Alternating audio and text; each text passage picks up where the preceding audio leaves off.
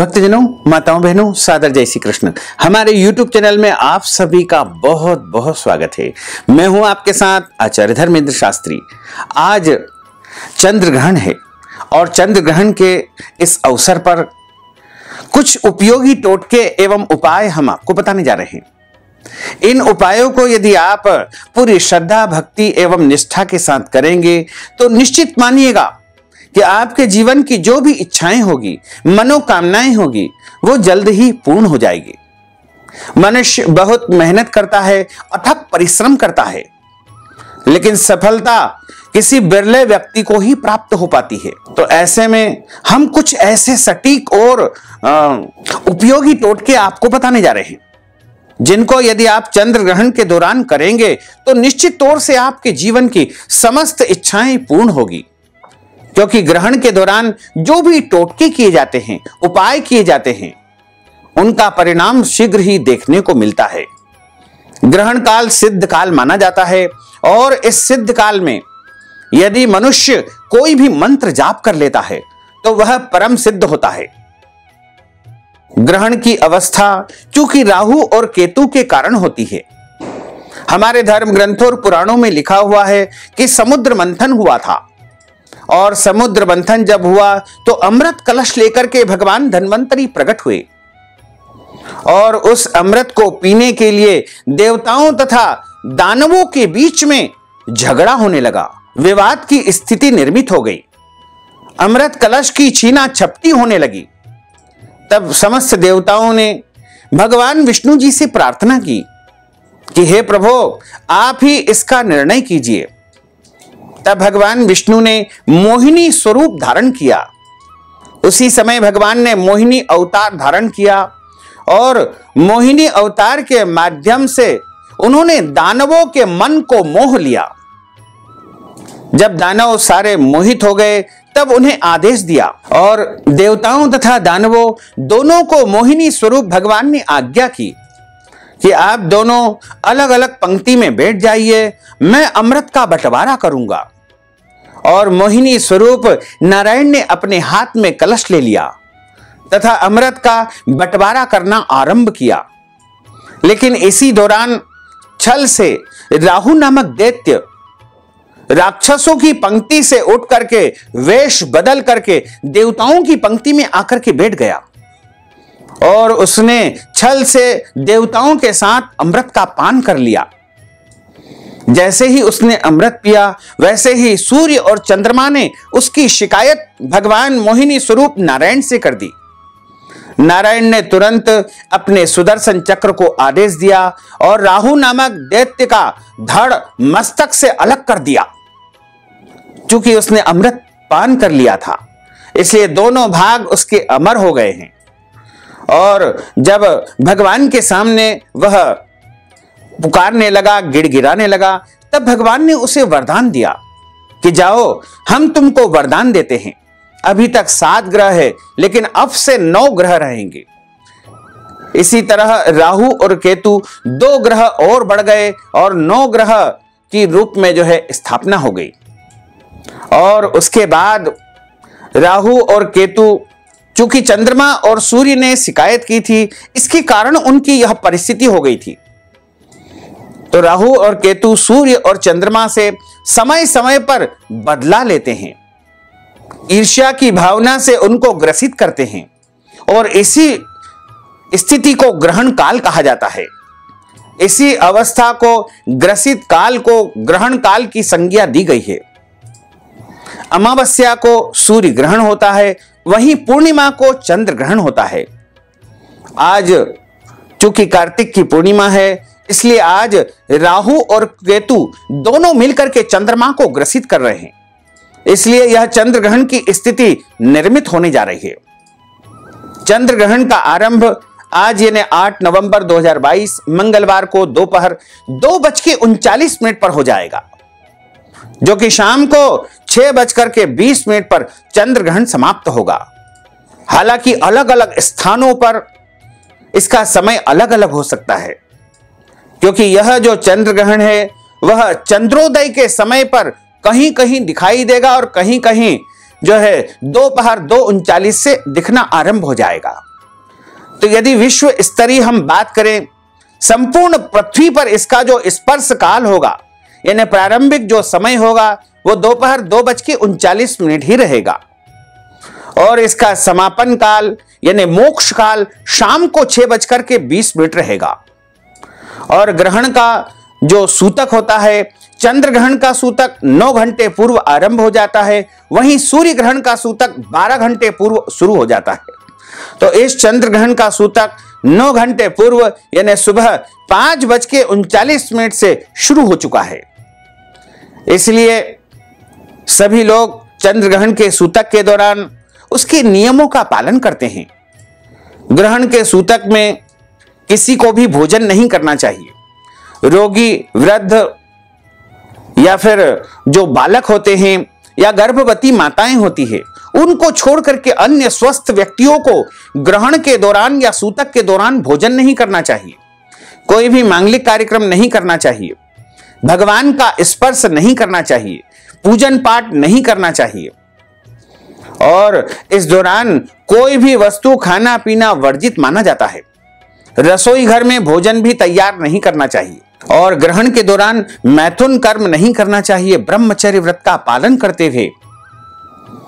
और मल मूत्र का त्याग करना भी ग्रहण के दौरान वर्जित माना जाता है। यात्रा नहीं करना चाहिए, भूमि को खोदना नहीं चाहिए, पेड़ पौधों को काटना अथवा छाटना नहीं चाहिए, तुलसी जी से पत्ते तोड़ना नहीं चाहिए, किसी से वाद विवाद, लड़ाई झगड़ा बिल्कुल नहीं करना चाहिए। और इस दौरान कोई भी गलत, अनैतिक या पाप कर्म आपको बिल्कुल नहीं करना चाहिए। तथा ग्रहण के दौरान आपको जो है शुद्ध और सात्विक तरीके से स्नान करके अपने गुरु मंत्र का जाप करना चाहिए। गुरु मंत्र का जाप करने की जो विधि होती है, उसके लिए सर्वोत्तम आसन कंबल का आसन बताया हुआ है। इसके अलावा यदि आप चाहें तो कुशा के आसन पर बैठकर भी मंत्र जाप कर सकते हैं। और जब आप ग्रहण के दौरान मंत्र जाप करें, उस समय आपके पास गंगा जल यदि होगा तो आपको लाख गुना फल की प्राप्ति होगी, क्योंकि ग्रहण का काल सिद्ध काल कहा जाता है। और इस दौरान जो भी मंत्र जाप किए जाते हैं वह परम सिद्धि को देने वाले होते हैं। जैसे आप कहते हैं कि कुछ लोग ऐसे होते हैं जो आपको देखकर आपके जीवन के बारे में सब कुछ बता देते हैं, तो उनको कर्ण पिशाचिनी सिद्धि प्राप्त हो जाती है। और कुछ लोग ऐसे होते हैं कि जो बोलते हैं वह सच हो जाता है, उन्हें वाक सिद्धि प्राप्त हो जाती है। तो यदि आप ग्रहण के दौरान कोई भी सिद्धि प्राप्त करना चाहते हैं तो आपको ग्रहण के दौरान मंत्र जाप अवश्य करना चाहिए। मंत्र जाप हमेशा गुरु के मार्गदर्शन में ही करना चाहिए।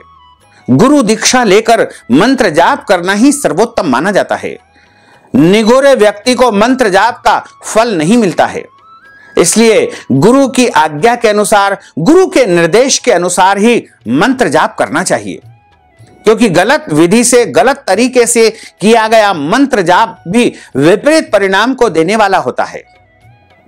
इसलिए आप सही तरीके से गुरु के निर्देशानुसार मंत्र जाप करेंगे तो आपको उसका पूरा पूरा फल मिलेगा, अन्यथा वह नुकसानदायक भी हो सकता है।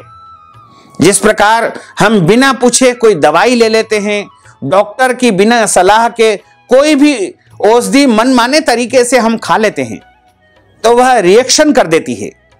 इसी प्रकार से जब हम बिना गुरु के आज्ञा के, बिना गुरु के निर्देश के कोई भी मंत्र जाप करते हैं, सिद्धि साधना करते हैं, उपाय करते हैं, तो वह भी हमारे लिए नुकसानदायक हो सकती है। इसलिए सावधान रहे, सतर्क रहे और गुरु जैसा कहे उसी तरीके से आपको मंत्र जाप, सिद्धि साधना और उपाय करना चाहिए। तो यदि आप ग्रहण काल के दौरान अपने जीवन की समस्याओं का अंत चाहते हैं, आप उच्च शिक्षा को प्राप्त करना चाहते हैं, अच्छी नौकरी प्राप्त करना चाहते हैं, आपका विवाह नहीं हो पा रहा है या आपके बच्चे अभी तक कुंवारे हैं, उनका विवाह नहीं हो पा रहा है, उनका विवाह आप चाहते हैं, आपके घर में विवाह हो चुका है लेकिन संतान प्राप्ति का अभी तक अवसर नहीं आया है, कर्ज से आपको मुक्ति नहीं मिल पा रही है, या फिर रोग से मुक्ति नहीं मिल पा रही है, बहुत ज्यादा आर्थिक समस्या आपको परेशान कर रही है, घर परिवार में बहुत ज्यादा झगड़ा होता हो, पति पत्नी में वैचारिक मतभेद होते हो, पिता पुत्र में बहुत ज्यादा तनावपूर्ण स्थिति बनी रहती है, व्यापार में फायदा नहीं हो पा रहा है, जो काम करते हैं उसमें बस परेशानी ही परेशानी आपको नजर आ रही है, आप जीवन से थक चुके हैं, हार चुके हैं, तो आपके लिए कुछ सरल और सटीक उपाय एवं टोटके हम लेकर आए हैं। इनको यदि आप चंद्र ग्रहण के दौरान करेंगे तो निश्चित मानिएगा कि आपको इससे उत्तम फलों की प्राप्ति अवश्य ही होगी और आप जीवन में जो चाहेंगे वो सब कुछ प्राप्त कर लेंगे। समस्त मनोकामनाओं की पूर्ति के लिए आप चंद्र ग्रहण जैसे ही आरंभ हो वैसे ही आपको स्नान कर लेना चाहिए। चाहे आपके यहां चंद्र ग्रहण दिखे या न दिखे, दोनों ही परिस्थिति में इन उपायों को आप कर सकते हैं। तो दोपहर 2:39 के पहले आप स्नान कर ले, कुशा का आसन या कंबल का आसन की व्यवस्था कर ले और शुद्ध घी का एक दीपक जला लेवे और अपने पास गंगा जल रख लेवे।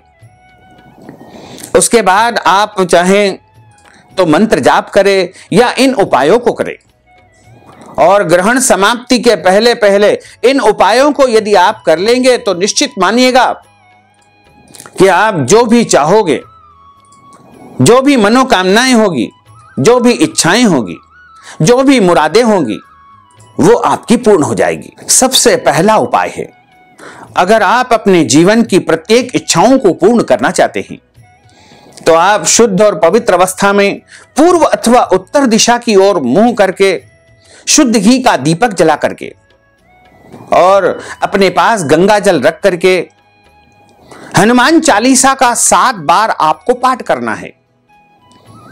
इस पाठ को आप ग्रहण काल के दौरान ही करें और 7 पाठ जब आपके समाप्त हो जाए तब हाथ जोड़ करके आंख बंद करके आपको हनुमान जी से प्रार्थना करना है और आपकी जो भी इच्छाएं हैं, मनोकामनाएं हैं, वो हनुमान जी से आप प्रकट कर दीजिएगा। तो आप मानिएगा कि आपकी इच्छाएं जल्द ही पूर्ण हो जाएगी। और यदि आप चाहते हैं कि ग्रहण काल से आरंभ करके यदि आप 40 दिन का हनुमान चालीसा का अनुष्ठान करना चाहते हैं तो आप ग्रहण काल के दौरान 7 पाठ करें तथा प्रतिदिन आप एक पाठ करते रहें और 40 दिन तक आप लगातार यदि पाठ करेंगे तो निश्चित मानिएगा कि आपके जीवन के जो भी कष्ट है, संकट है, वो समाप्त हो जाएंगे तथा भगवान हनुमान जी महाराज की कृपा से आपके जीवन में सब कुछ प्राप्त होने लगेगा। आपके शत्रुओं का अंत हो जाएगा, आपको कर्ज से मुक्ति मिलेगी। लेकिन ध्यान रखें, हनुमान चालीसा का पाठ हमेशा शुद्ध अवस्था में करना चाहिए, स्नान करके करना चाहिए और किसी भी प्रकार की तामसिक वस्तु का उस दिन आपको उपयोग नहीं करना है। मांस, मदिरा, लहसुन, प्याज इत्यादि कोई भी ऐसी वस्तु का उपयोग न करें जिससे हनुमान जी महाराज को कष्ट होता हो। दूसरा उपाय है, यदि आपका किस्मत अभी तक जागृत नहीं हुआ है, यानी आपका भाग्योदय नहीं हुआ है, आपके भाग्य में बहुत ज्यादा कठिनाई आ रही है, परेशानियां आ रही है, तो आप एक नया ताला खरीद करके लाएं और नया ताला आप जो लेकर आए हैं उसको पहले गंगा जल से धो ले और धोने के बाद उसको खुले आसमान के नीचे आपको रख देना चाहिए। गंगा जल से उस ताले को धोने के बाद चंद्रमा की छाया में उसको रख देना चाहिए और जब तक ग्रहण चलता रहे तब तक वह ताला रखा रहे और अगले दिन सुबह स्नान करने के बाद उस ताले को गंगा जल से फिर से धो करके आप किसी भी मंदिर में जाकर के उसको दान कर देवे। ऐसा करने से आपका भाग्योदय हो जाएगा, आपकी किस्मत खुल जाएगी, आपका सोया हुआ भाग्य जाग जाएगा। उसके बाद दूसरा उपाय है, ग्रहण के दौरान आपको चांदी का एक टुकड़ा लेना है और एक मिट्टी के दीपक में उसको रखना है और उस दीपक में कच्चा दूध आपको डालना है, गंगा जल डालना है और जब ग्रहण शुरू हो तब आपको उसको चंद्रमा की छाया में यानी खुले आसमान के नीचे रख देना चाहिए। ग्रहण जैसे ही शुरू हो ग्रहण समाप्ति तक वह रखा रहेगा और अगले दिन उसको सुबह जब आप स्नान कर लेवे तब वो जो दूध है और जल है वह तो आप कहीं पर एकांत स्थान पर विसर्जित कर दे और मिट्टी का दिया भी घर से बाहर फेंक दे। लेकिन जो चांदी का टुकड़ा आपने रखा है उसको शुद्ध जल से, गंगा जल से धो करके, हल्दी का टीका लगा करके अपनी तिजोरी में आपको रख देना चाहिए। ऐसा करेंगे तो निश्चित तौर से आपके घर में अखंड लक्ष्मी की प्राप्ति होगी, स्थिर लक्ष्मी की प्राप्ति होगी और आपके घर में जो भी कर्ज है वो समाप्त हो जाएगा तथा आपके घर में सभी प्रकार की सुख सुविधाएं, संपन्नताएं निरंतर आने लगेगी। इसके बाद अगला उपाय है 5 गोमती चक्र आप लेकर आइएगा और 5 हरे मूंग के खड़ा मूंग आपको लेना है। 5 गोमती चक्र, 5 खड़े मूंग आपको लेना है और ग्रहण जब प्रारंभ हो उस समय उल्टे हाथ में 5 गोमती चक्र आप रख लीजिएगा, 5 खड़े मूंग आप रख लीजिएगा और ग्रहण जब आरंभ हो उस समय आपको 54 बार यानी 54 बार एक मंत्र बोलना है। मंत्र है ओम किली किली स्वाहा। मंत्र है ओम किली किली स्वाहा, ओम किली किली स्वाहा। इस तरह 54 बार इस मंत्र को आपको उच्चारित करना है और उसके बाद जब ग्रहण समाप्त हो जाए तब आप उनको गंगा जल छिड़क करके, धो करके और अपनी तिजोरी में किसी भी कपड़े में बांध करके रख दीजिएगा। लाल या पीला कोई भी कपड़ा हो उसमें बांध करके आपको अपनी तिजोरी में रख देना है। ऐसा यदि करेंगे तो आपके घर में अखंड लक्ष्मी की प्राप्ति होगी, अपार लक्ष्मी की प्राप्ति होगी और आपके घर में रुपए पैसों की कभी भी कोई कमी नहीं आएगी और आप जो भी सोचेंगे, जो भी चाहेंगे वो सब कुछ प्राप्त करते जाएंगे। एक उपाय है, अगर आपके ऊपर किसी की नजर लगी हो, आपके घर के ऊपर किसी की नजर लगी हो या फिर आपके ऊपर कोई तांत्रिक क्रिया की हो तो आप काले कपड़े में एक नारियल तथा एक मुट्ठी काले उड़द बांधना है और इनको आपको ग्रहण जब चल रहा है उस समय सिर से पैर तक यानी ऐसे लेकर के ऐसे सिर से पैर तक आपको जो है लगभग 11 बार उतारना है और उतारने के बाद ग्रहण समाप्ति के बाद उसी समय रात को या अगले दिन सुबह जलाशय में पानी में विसर्जित कर देना चाहिए। यदि आपके यहां जलाशय नहीं है, पानी नहीं है तो आप उसको किसी भी चौराहे पर एकांत स्थान पर रख कर आइएगा। ऐसा करने से आपके ऊपर जो तंत्र मंत्र की क्रियाएं की हो, कोई टोना टोटका किया है वो समाप्त हो जाएगा। और उसके बाद अगला उपाय है, अगर आप कर्ज से बहुत ज्यादा परेशान हैं या फिर आप मानसिक रूप से बहुत ज्यादा ग्रसित रहते हैं या फिर आपको ऐसा लगता है कि मेरा आत्मविश्वास बहुत कम हो चुका है, मैं जीवन में जो भी काम करता हूं उसमें मुझे कठिनाइयां, परेशानियां, निरंतर संघर्ष बना रहता है, तो आपको एक नींबू लेना है और एक नींबू के ऊपर एक सिंदूर की यानी हनुमान जी को चढ़ाने वाला ओरिजिनल जो ऑरेंज कलर का सिंदूर होता है उसकी एक टिक्की लगाना है और उस नींबू को अपने सिर पर गोलाई के माध्यम से 7 बार ऐसे ऐसे घुमाना है। वह कार्य आपको ग्रहण काल के दौरान ही करना है। उसके बाद जब ग्रहण समाप्त हो जाए तो उस नींबू को काट करके चौराहे पर फेंक करके और वापस घर चले आना है, मुड़ करके आपको नहीं देखना है। इस उपाय को करने से आपकी जो भी इच्छाएं होगी वो पूर्ण होने लगेगी। यदि आपके यहां कोई लड़के या लड़कियों का विवाह नहीं हो पा रहा है, मन वांछित वर अथवा वधू की प्राप्ति नहीं हो पा रही है, तो उसके लिए ग्रहण काल के दौरान एक सरल और सटीक उपाय आपको करना चाहिए। बस करना यह है कि आपको 2 सिक्के लेना है। सिक्के 1 रुपए के, 2 रुपए के, कोई भी हो, लेकिन 2 सिक्के आपको लेना है और 2 सिक्कों के बीच में आपको एक कागज के ऊपर वर वधू का नाम लिखना है या इच्छित लड़के लड़कियों का नाम लिखना है। जैसे आप किसी से प्रेम करते हैं और उससे विवाह करना चाहते हैं तो उसका नाम आप लिख दीजिएगा और कागज के ऊपर नाम लिख दीजिएगा। 2 सिक्के उसके दोनों तरफ आपको रखना है और काले धागे से उसको बांध देना है आपको फिर से हम समझा दें कि एक पेपर के ऊपर आप जिनसे विवाह करना चाहते हैं या जिनसे प्रेम करते हैं उनका नाम लिख दीजिए, या आपके बच्चों का विवाह नहीं हो पा रहा है तो उनका नाम लिख दीजिए। यानी जो भी आपकी इच्छाएं हैं, मनोकामनाएं हैं, उस पेपर के ऊपर आपको पूरी लिखना है। आप जैसे चाहते हैं कि मैं अमुक व्यक्ति से विवाह करना चाहता हूं, उनसे मेरा विवाह हो जाए, या फिर आप चाहते हैं कि फलाना व्यक्ति जैसे अनिल का या सुनील का या गणेश का किसी का भी विवाह जल्दी संपन्न हो जाए, वो आप लिख दीजिएगा। जो भी इच्छाएं, जो कामनाएं हैं, वो आप पेपर के ऊपर लिख करके उसकी अच्छी पुड़िया बना करके और 2 सिक्कों को दोनों तरफ चिपका करके और उसके बीच में उस कागज को बांध देना है और कस करके काले धागे से अच्छा जकड़ करके उसको बांध देना है और उसको ले जा करके बिना किसी को बताए, इस विधि को गोपनीय रूप से करना चाहिए, बिना किसी को बताएं। घर के बाहर जो भी मिट्टी हो या गमला हो या कोई भी ऐसा स्थान हो जो बिल्कुल किसी के द्वारा जो है वहां पर उसको खोदा नहीं जाए, ऐसी जगह थोड़ी सी जमीन में अंदर गड्ढा करके आपको डाल देना है, यानी जमीन में उसको गाड़ देना है, उसके ऊपर मिट्टी डाल देना है। इस प्रकार यदि इस उपाय को करेंगे तो निश्चित तौर से मन वांछित वर या वधू की प्राप्ति हो जाएगी। अगर आपके घर में बहुत क्लेश होता हो, परिवार के सदस्यों में बात बात पर लड़ाई होती हो, झगड़े होते हैं, वाद विवाद की स्थिति निर्मित होती है, तो आप अपने घर में ग्रहण काल के दौरान घर के चारों कोनों में एक एक नींबू रख दीजिएगा।